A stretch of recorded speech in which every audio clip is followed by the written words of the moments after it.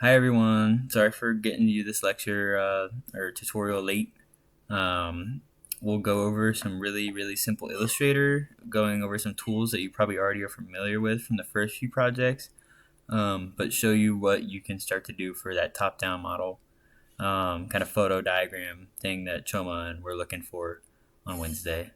Um, I don't have a picture of the example pulled up, but we'll go ahead and just make one from scratch using a photo of Veronica's model that I just snagged and took a picture of during class today.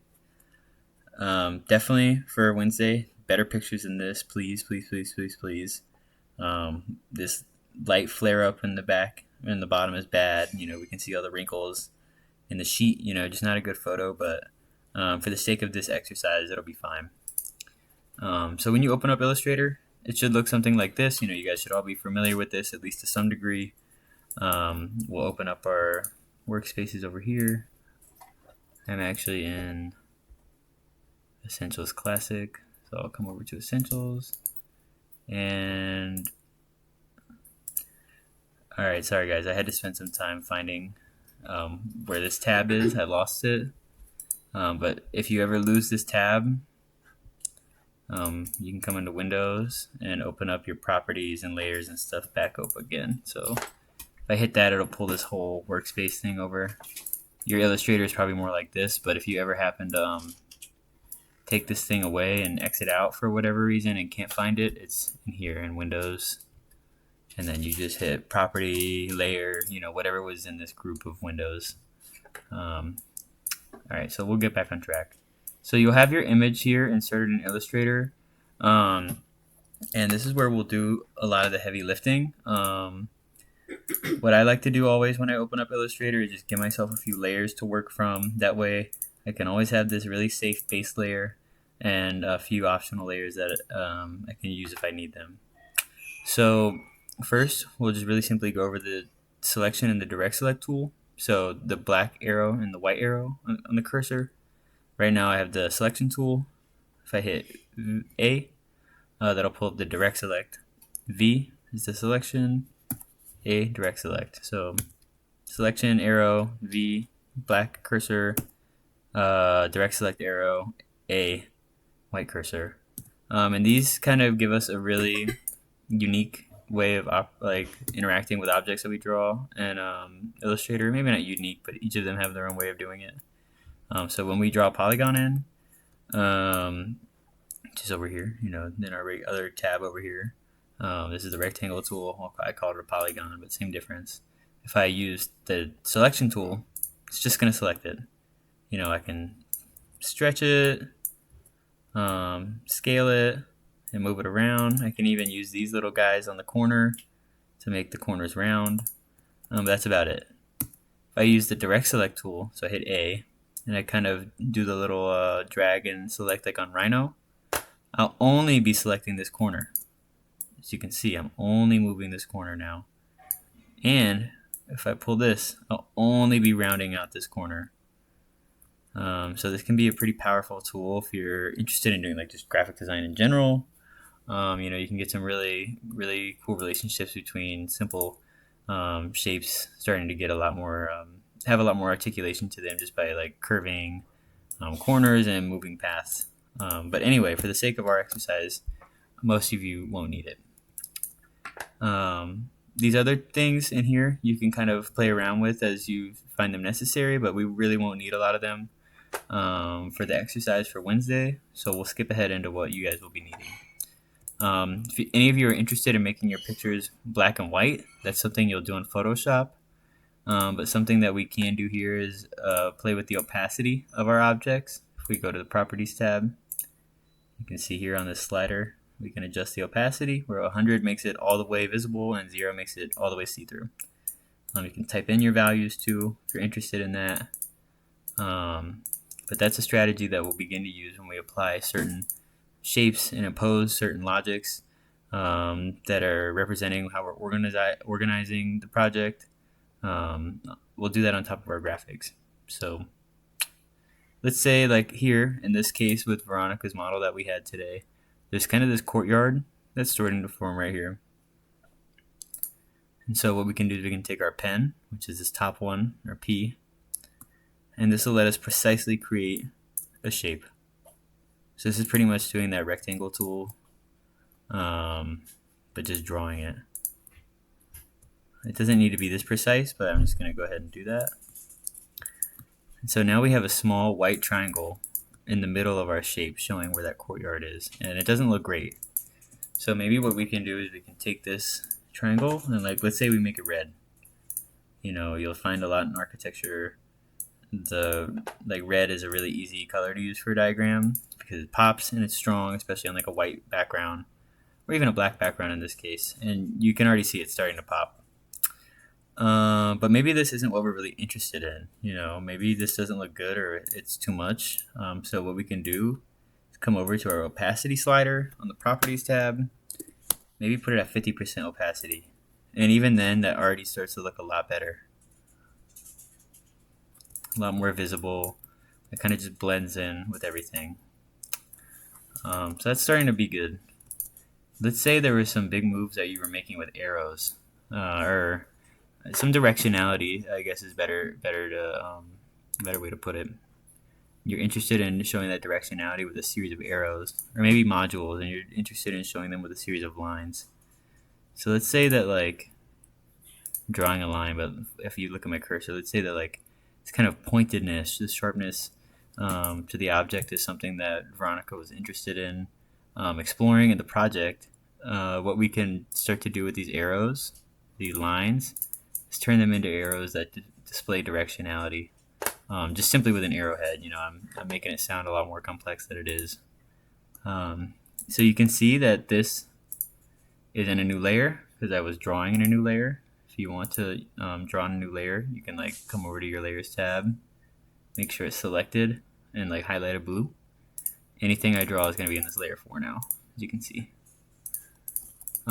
So I'm only saying that to just show that this is in an unlocked layer unlike this, but it still retained the properties of the first object that we drew. It's just kind of how Illustrator is. It remembers the qualities of the last thing that you had selected and tries to mimic that when you draw a new object.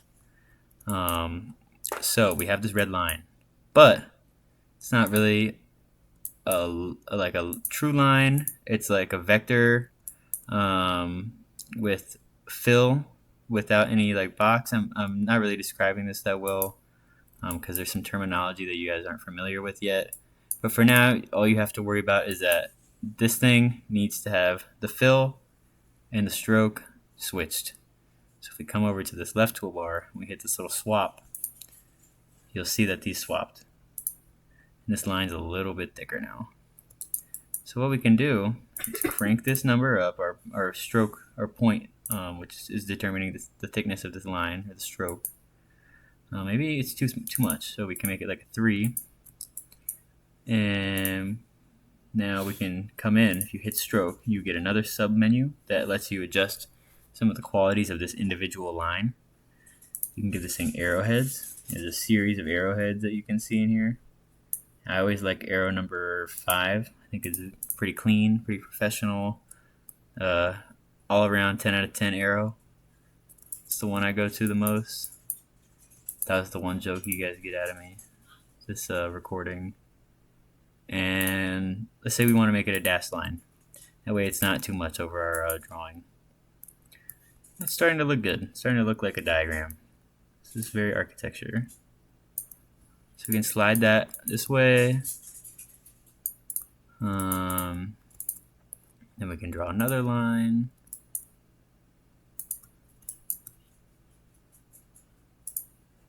And that's what I was talking about, where it retains that quality from this line that we just drew. As you can see, it was red and dashed, but it didn't have the arrowhead, so we can go back in and try and put that on. Sometimes you might have to play around with which arrowhead side receives the arrow. It's not always 100%. But yeah, we can start to see that this is starting to look like a little bit of a diagram. It's not perfect yet, you know. Like, let's say that this was something we're interested in. You know, showing this. Swap the arrows back around.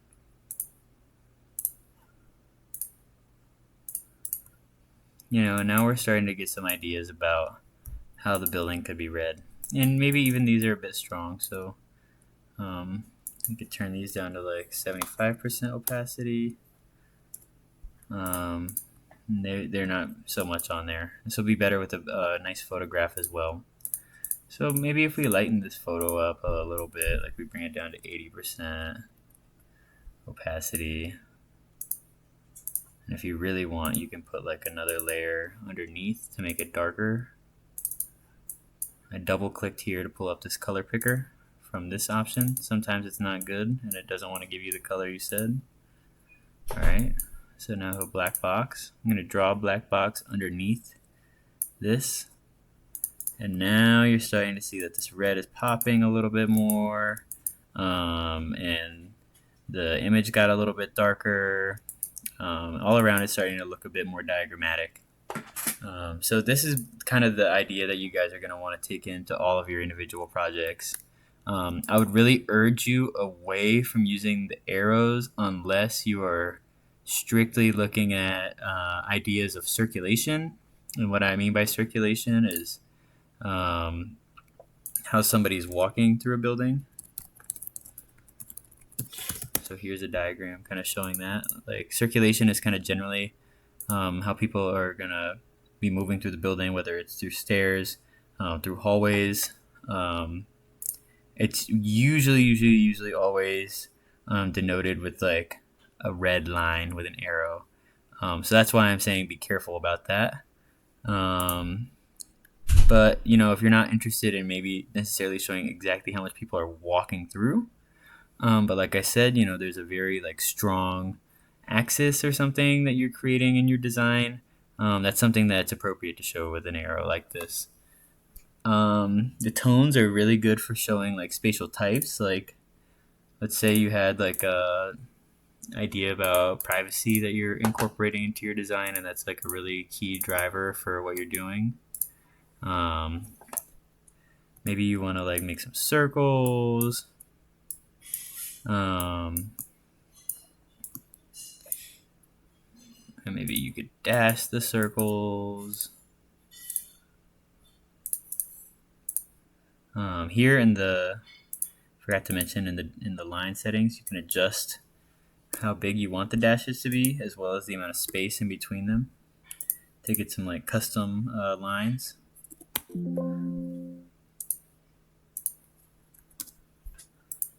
So now we can see these have a long, a break, a short, a break, a long, unlike these that are all just kind of one uniform thickness, length, as well as this gap is all uniform. So those are really the tools that you'll be using. A lot of just tone and shading to show spaces and show void, as well as these arrows and lines to show directionality and circulation. If any of you are interested in other qualities, just shoot me a message on WhatsApp and let me know. But just send me your work, please. Send your work before Friday so that we can get a look at it. Before Wednesday. So yeah, hopefully this helps, and I'll see you all on Wednesday.